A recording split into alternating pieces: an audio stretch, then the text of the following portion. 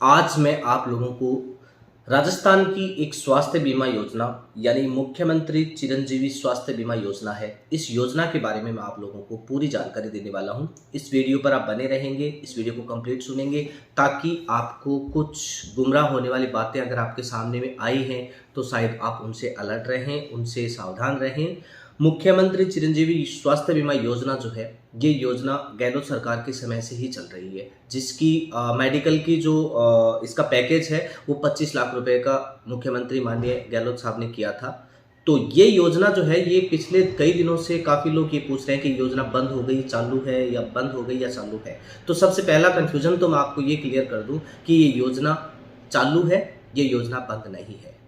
जो जन आधार कार्ड के द्वारा जो व्यक्ति पहले से लाभार्थी हैं, जो एनएफएसए की सर्विस से जुड़े हैं, जो बीपीएल कैटेगरी में जुड़े हैं, ऐसे परिवार जो हैं, उन सभी परिवारों को इसका लाभ पहले से मिल रहा है, इसका कंटिन्यू मिलता रहेगा। ये योजना बिल्कुल चालू है, इसको बंद नहीं किया गया है। इस योजना का थोड़ा सा जो नाम है इसको मॉडिफाई किया गया है, जिसको अब मुख्यमंत्री चिरंजीवी स्वास्थ्य बीमा योजना के नाम से ये योजना अभी भी लागू है और चालू है। कोई भी व्यक्ति इसके बारे में ये ना सोचे कि ये योजना बंद है, आपको लाभ मिलेगा या नहीं मिलेगा। ये योजना बिल्कुल चालू है, इसका लाभ आपको कंटिन्यू मिल रहा है और मिलता रहेगा।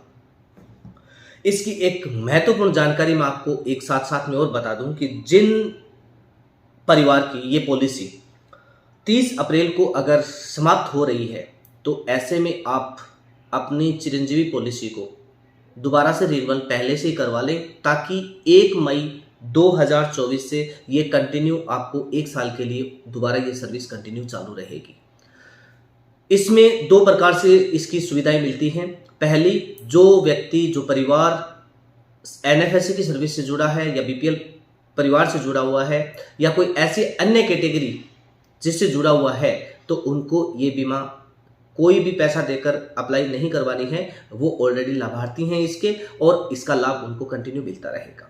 ऐसे परिवार, जो परिवार ऐसी कैटेगरी में नहीं आते हैं, जो इस प्रकार की जो गवर्नमेंट की जो फ्री योजनाएं हैं, इन योजनाओं में अगर वो शामिल नहीं हैं, ऐसे परिवार को 850 रुपये का प्रीमियम देकर इस पॉलिसी को बनवाना है, ताकि भविष्य में अगर ऐसी कोई भी स्थिति आ जाए जिसकी वजह से अगर आपको हॉस्पिटलाइज होना पड़े, आपको ऐसी कोई बीमारी से ग्रसित हो जाए जिसके लिए आपको बड़ा पैसा देकर इसका उपचार कराना पड़े, ऐसे में सिर्फ 1 साल का 850 रुपये का प्रीमियम आपको पे करना होगा। और ये आपकी 1 साल की पॉलिसी है, जिसमें आपको 25 लाख रुपए तक का हॉस्पिटल के अंदर एक इलाज के रूप में आपको इस राशि की सहायता मिलेगी।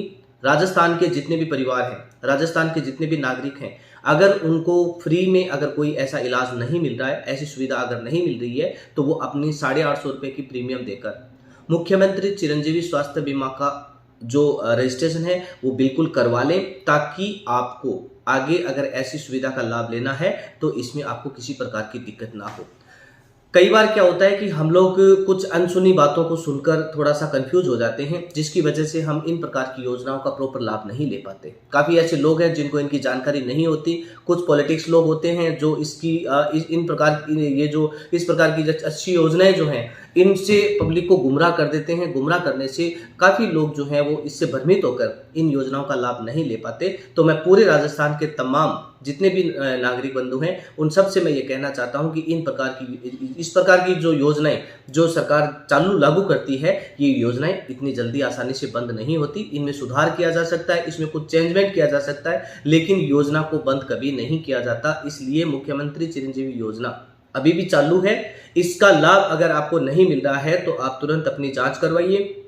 अगर आप फ्री योजना का लाभ नहीं ले पा रहे हैं तो आप इसको अपने जो भी नज़दीकी मित्र पर जाकर इसका जो भी स्टेटस देखना है, वो स्टेटस देखकर उसको चेक करवा लें कि आपको इसका लाभ मिल रहा है या नहीं मिल रहा है। अगर आप ऐसी व्यवस्था के अंदर नहीं हैं तो आप 850 रुपये का प्रीमियम देकर 30 अप्रैल से पहले आप अपनी बीमा का रजिस्ट्रेशन जो है वो रिन्यूअल करवा लें, ताकि आपको इसका लाभ कंटिन्यू मिलता रहे।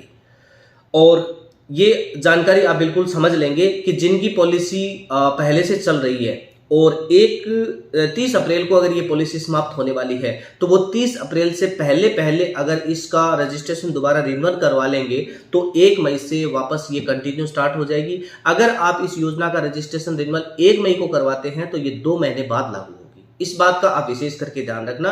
काफी लोग ये सोचते हैं कि 30 तारीख लास्ट डेट है, 1 तारीख तक करवा लेंगे या 30 तारीख को करवा लेंगे। किसी कारणवश साइट की अगर कोई प्रॉब्लम हुई और इसकी वजह से अगर आप इसको प्रॉपर नहीं करा पाए तो फिर आपको इसका 2 महीने का नुकसान होगा। इसलिए 30 अप्रैल से पहले आप अपने बीमा का जो रजिस्ट्रेशन है वो रिन्यूअल करवा लें और इस योजना का जो लाभ है ये कंप्लीट लें। और कोई भी योजना किसी की बातों से भ्रमित नहीं होना है। आपको अपनी सुविधाएं जो है ये कंटिन्यू रखनी है।